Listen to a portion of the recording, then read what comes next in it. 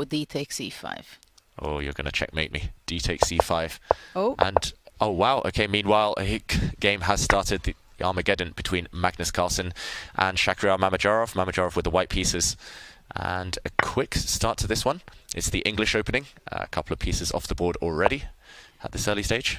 Yes, and I'm just going to briefly mention that you guys wanted a Hikaru confessional, and we have a Hikaru confessional, and we'll play that during the break. And there we see Shak stepping up with his queenside pawns. Yeah. A4 on the board from Shak, stepping forward with the queenside pawns. And okay, Magnus just basically playing a Sicilian, but with reverse colours. Looks healthy to me. Black setup here, Judith. Who do you kind of hold as the favourite at this early stage? Well, I like Black's position as it is. I'm not sure this A4 is... It's there, but of course in this position, white bishop from C1. It has a challenging task that where is it going to go, or it will stay there forever. Interesting A5 move, which was done by Mamedyarov, pushing the pawn. If Black is not going to be stopping A6, then I believe Mamedyarov is planning to push all the way. And also probably Queen A4 is something that he might be continuing, or Queen B3. But I'm kind of surprised to have this pawn push on the A5. Especially so early in the game, you know, you're kind of taught that you have to develop your pieces. And Shak is saying, you know what, I'm just going to attack on the queen side and just, whoa, I was not expecting that. Shak is determined that Magnus's king lives on the king side. The Shak attack is real, but he's forgetting to develop his pieces. White's pieces do not look ready for this opening of the position, Judith. Well, 9 years ago when I stopped competitive chess, this was not the way it was considered the way to success. That is true. But to push all your pawns and without developing, you have one developed piece on G2. It's just very strange. Yeah. But now he's going for your plan at least, Judith. Putting some pressure on this black knight. But the problem is, I mean, yes, there's pressure on the black knight, but take a look at white's knight on G1. How on earth is that getting out? Probably the next move to play knight F3. Yeah. But then bishop H3 is also something to think of. I can also imagine that in the next move, let's say black plays D5 or F5, making it a more active play with black. Yeah, I understand what Shak is trying to do. He's trying to open the position because he has bishops, but he's just not ready to do that. And actually, it's the side who's facing the bishop pair who should be trying to speed up the play here. So, yeah, Magnus, it looks like he's got all of his pieces in the game. Nice centralization, everything holding together. Time advantage is disappearing now. It's less than a minute and a half difference between the two. I think in terms of start to this game, not super promising for Mamedyarov. Magnus, could he go 7 out of 7 in the Armageddons? I spoke to him on the rest day and I can reveal he said he was shocked that he's holding his nerve in the Armageddon. He says he doesn't know how it's happening. Of course, he said he'd give everything for one classical win, but the Armageddon is where he's doing the business. And, okay, pawn takes pawn. And, okay, question here. Take that pawn with the knight or simply recapture with the pawn on E5? The pawn. That pawn on A6, we laughed at it a little bit, but it's a great endgame pawn. So definitely. Oh, I spoke too soon. It is endgame as the queens leave the board. Yeah, if it was anyone else in the world, I think Magnus would have taken with the pawn, but against Mamedyarov, getting the queens off tends to be good wisdom there. So queens have left. White's pawn structure, not necessarily the worst. Well, black probably wants to go bishop c6 to eliminate the white square bishop, and a6 pawn can be a weakness also in a later stage. Yep, your prediction came true, and those bishops will be leaving the board. Yeah, the problem is black lacks pawn breaks now, or lacks effective pawn breaks, so it feels like white has at least got some level of stability, and those bishops traded as predicted.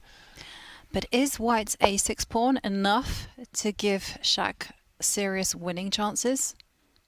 Because remember, Shak playing with the white pieces is in a must-win situation. Yeah, this white a6 pawn could be backed up nicely by white's knight. If you could imagine a teleportation device, this white knight on h3 somehow landing on b5, attacking these pawns. But right now, it doesn't really kind of make a great impression. I was just thinking about that too, that on b5, but how do I get there? Right? Knight g1, then I have to do what? Knight e2 somehow, but then the e3 pawn is hanging. You need Nakamura's knight to dance around. You need a similar journey. Could you put it on a3?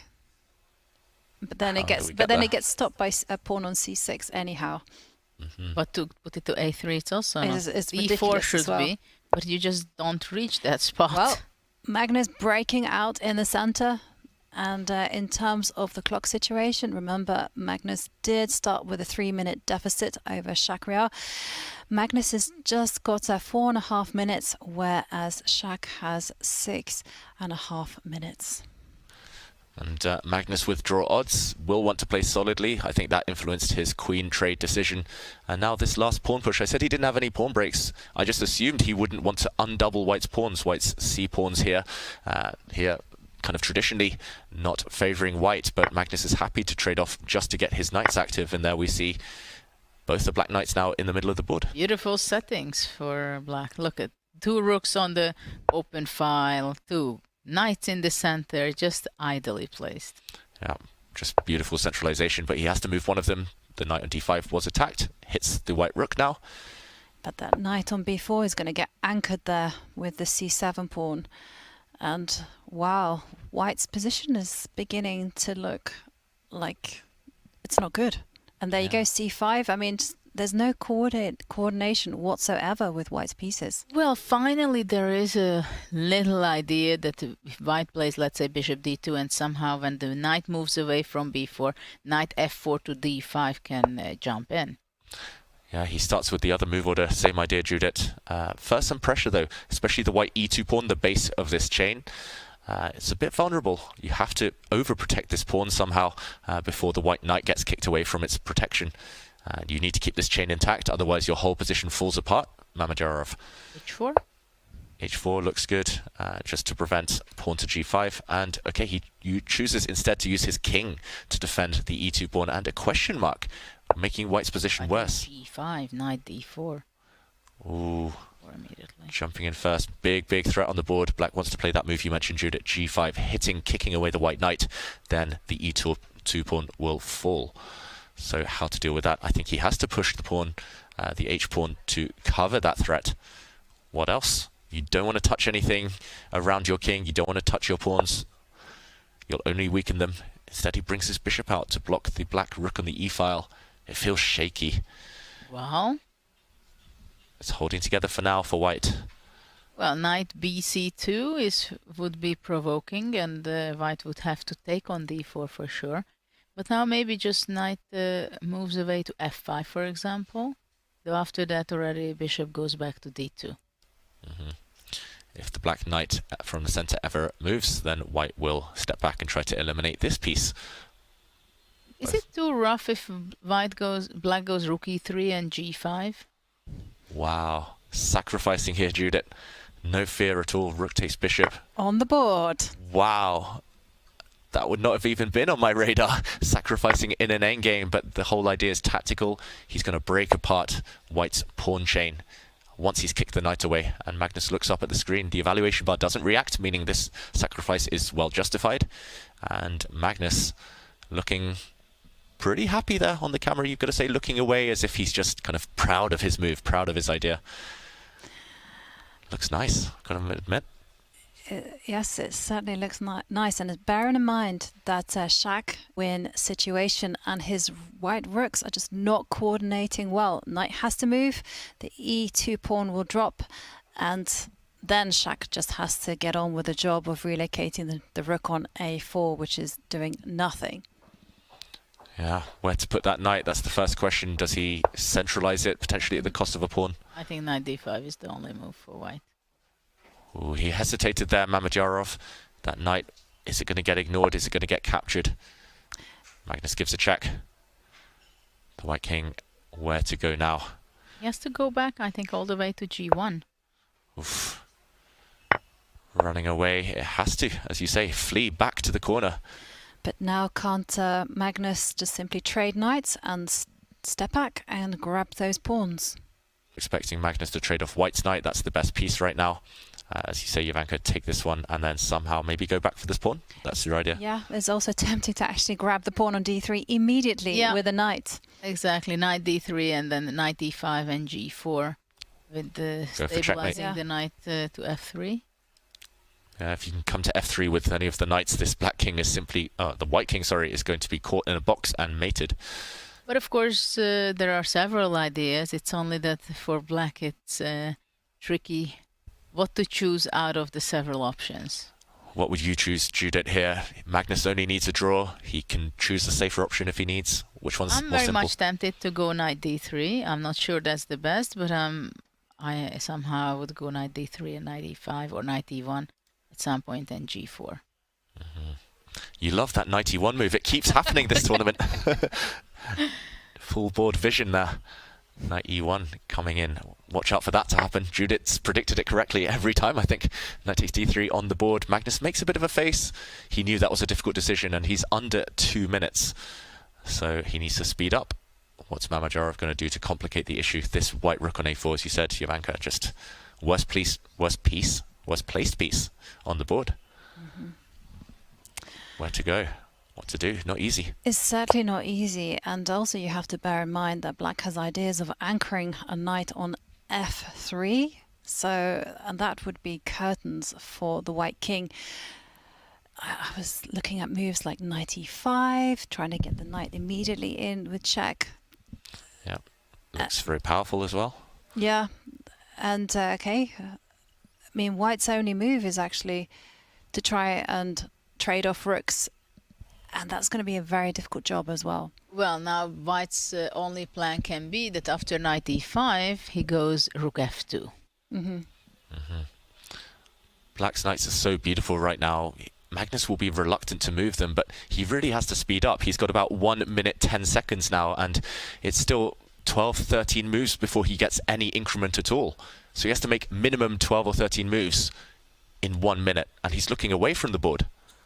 What is this? He needs to hurry up. It's going to be physically difficult. He's playing g4 immediately. Well, this allows knight f6 check, grabbing a pawn. Yeah, the knight can check and take this pawn next move. But this would lead maybe to a draw, because after check, king goes out, knight to g4. I think black goes h5. Yeah, white's knight is kicked all the way back. And if knight f2, then knight f3 and knight e1, some kind of perpetuate check. But the problem is knight f3 is such a serious threat. If the black knight arrives there, then you have checkmating ideas with the rook taking h2. Massive threat on the board. Mamedyarov under 3 minutes now, has to deal with this one. I think I would just give this check now and just hope to survive. If you don't have any options as Mamedyarov, you should just try and play quickly, not give Magnus time to think. Calculation needs to be done, of course. But he has plenty of times for the moment, 2.5 minutes. And if he calculates ahead, then he can play his moves. Not only one, but several moves quickly. Yeah, but Magnus will do the same. To pause now or to pause later, that's the question. I agree with the featured chat, just flag him, just move. Not too many options here for Mamedyarov. I'm looking for others, maybe he can hit the... There is a move, rook d1. Yeah, hit one of the black knights with his rook. That must be the only real alternative. Maybe you can... Yeah, it's just so difficult. He just needs to decide. As the featured chat says, white has definitely got ideas of sacrificing on the b6 square later for white's a pawn to run through, but first you have to deal with your king, so he actually steps back with his knight, trying to trade off. Makes a lot of sense as well. But right now, maybe knight f3 is also possible. I know, because takes a knight d3. And there we see a trade of knights. And again, Magnus now has to play very quickly, advances his f-pawn. And Magnus has a dream position. All his pieces are well placed, and white's rooks are just not coordinated. Yeah, rooks thrive on open files, and if you notice, Magnus has blocked every single open file, but look at this, a sacrifice in the air. Watch out for rook takes pawn, followed by the white pawn promoting. We mentioned something similar earlier. This white a pawn is white's only hope. Oh. And, okay, is it on the cards now? That's the question. Rook takes pawn. Magnus, he's allowed it to happen. If rook takes pawn, maybe Is he going to ignore that? There's some counterattacks against the white king. And okay, now the black knight has stepped back. He defends everything. No sacrifices available. And white's rook's looking for those open files. Can he plug that open file with his knight? With the black knight? He's going to have to. And Magnus now under 20 seconds. Ooh, and we see a cross next to Magnus's move. That means a missed opportunity. Maybe there was something stronger. Well, maybe now rook e2 can be unpleasant, or at least fighting for something from white's point of view.